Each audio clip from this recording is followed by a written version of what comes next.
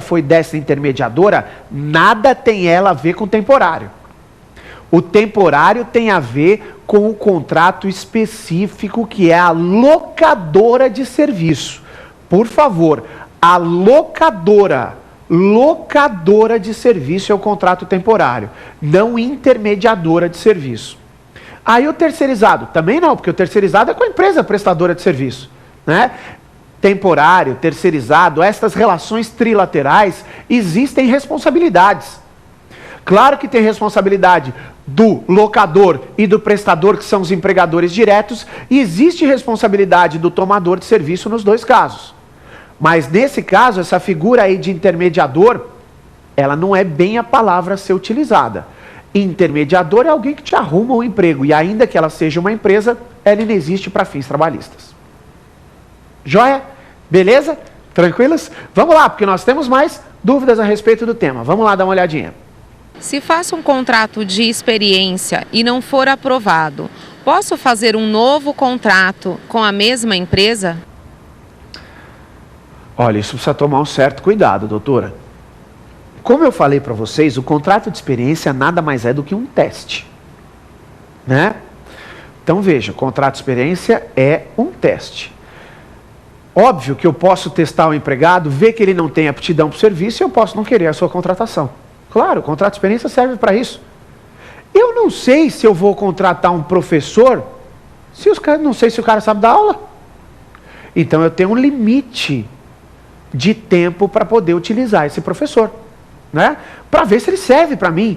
E há muitas vezes, tem muita gente que me pergunta isso. Ah, André, mas às vezes a pessoa já vem com uma experiência de outra empresa, mas ele deu certo lá, eu não sei se ele vai dar certo aqui. Eu posso pactuar contrato de experiência com ele. Mas veja, a partir do momento que eu pactuei contrato de experiência com ele, vi que não deu certo, eu posso pactuar novo contrato de experiência? Pode. Pode. Desde que não seja por prazo inferior a 6 meses. Né? Desde que não seja por prazo inferior a 6 meses. Se for nesse interregno de tempo, você pode fazer novo contrato de experiência. Ô André, mas isso aí não é fraude? Precisa tomar cuidado, né? Vamos tomar cuidado com isso. Mas veja, se for em outra função, pacífico que pode. E se for na mesma função, pode ter tido um aprimoramento. Por exemplo, doutora, eu contratei a senhora para trabalhar no meu escritório como auxiliar de escritório. Efetivamente, deu os 90 dias do contrato. Obrigado, doutora, não deu certo, infelizmente, tchau, tchau. Boa sorte em novo emprego. Passou 6 meses, você chega lá e fala assim, olha, eu já fiz realmente uma experiência aqui, só que eu me aprimorei. Eu fiz cursos. E, doutor André, eu acho que eu posso demonstrar para o senhor que eu posso trabalhar no seu escritório de novo. Eu não posso pactuar novo contrato de experiência? Mas claro que pode. Claro que eu posso. É óbvio que eu posso. Não há problema nenhum em pactuar novo contrato de experiência. Absolutamente nenhum. Desde que não seja num lapso inferior a 6 meses, como determina a CLT. Todo contrato por prazo determinado, e o de experiência é um contrato por prazo determinado, não vamos esquecer disso.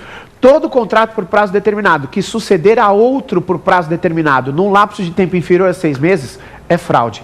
Caracteriza o princípio da unicidade, continuidade do vínculo empregatício e, portanto, ele será configurado como fraude. Perfeito, doutora? Joia? Tranquilos? Temos mais uma pergunta? Vamos lá dar uma olhadinha nela. Vamos dar uma olhadinha agora na última, acho, né? Na nossa última questão. Vamos lá. Posso pactuar algum destes contratos com o doméstico? Boa pergunta, só que é uma pergunta chata de se responder. Chata de se responder. Primeira coisa, primeiro plano. Se a sua pergunta é para a prova da OAB, se a sua pergunta é para um possível concurso público que você está querendo prestar, a resposta mais natural, mais prática seria não. Não pode pactuar nenhum desses contratos com o empregado doméstico. Por quê? Simples. Os contratos por prazo determinado, em regra, estão prorrogados pelo artigo 443, parágrafo 2º da CLT, como nós tratamos no primeiro bloco do nosso programa. Só que estes contratos por prazo determinado, previstos na CLT, não podem ser aplicados, principalmente na teoria, aos empregados domésticos. Por quê? Porque o artigo 7º, a linha A da CLT, destaca que a CLT não regula o empregado doméstico. Acabou. Acabou, meu amigo. Acabou. Se o artigo 7º, a linha A da CLT, fala que a CLT não regula, não serve para o empregado doméstico, eu não posso pactuar um contrato previsto na CLT, porque a CLT não serve para ele. Agora, se a sua pergunta é prática, se você quer saber se você pode fazer um contrato desse com o seu empregado doméstico, a resposta é para tomar cuidado. Primeiro, por quê? Aqueles contratos das alíneas A e B, pacífico que não. Porque a linha A traz serviço cuja natureza ou transitoriedade justifique a pré-determinação do prazo. Empresa caracterizada como aumento de produção. A linha B traz a empresa transitória, que abre em determinadas épocas do ano. E não existe doméstico em empresa. Né?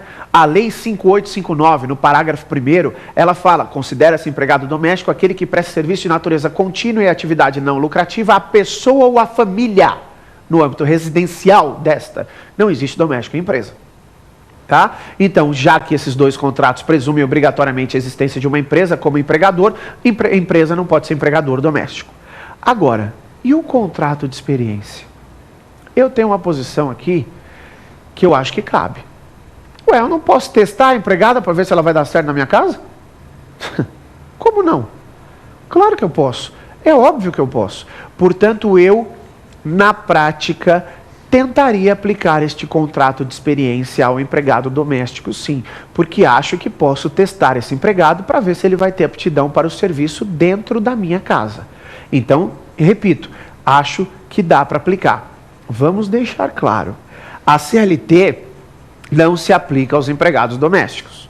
Em princípio, então, seria impossível. Na prática, a conversa é outra. Né? O de experiência, posição particular, está indo aqui, doutor, eu entendo pela aplicabilidade dele, sim. Joia? Beleza?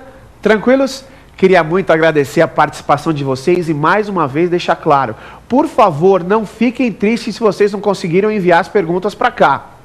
Pelo amor de Deus, eu sei, nossa audiência tem sido grande mesmo, graças a Deus, graças a vocês, sem dúvida nenhuma tem sido grande, mas por favor, hein, se vocês ficaram com dúvida, não conseguiram enviar sua pergunta para cá, provafinal@lfg.com.br. Aqui eu e a minha equipe de Direito do Trabalho estaremos dispostos e apostos para responder essas dúvidas a vocês. E olha, uma boa dica também, entra no portal do LFG, lá tem vários artigos jurídicos que a gente pode tratar e estudar sobre os temas de interesse nosso. Joia, doutores? Beleza? Mas não quero que vocês vão embora ainda não, porque a gente tem mais um bloquinho do programa aí. É um bloco um pouquinho menor, onde eu vou falar sobre o X da questão. Portanto, doutores, daqui a pouquinho eu volto com o terceiro e último bloco do programa. Não sai daí não. Rapidinho. Tchau, tchau.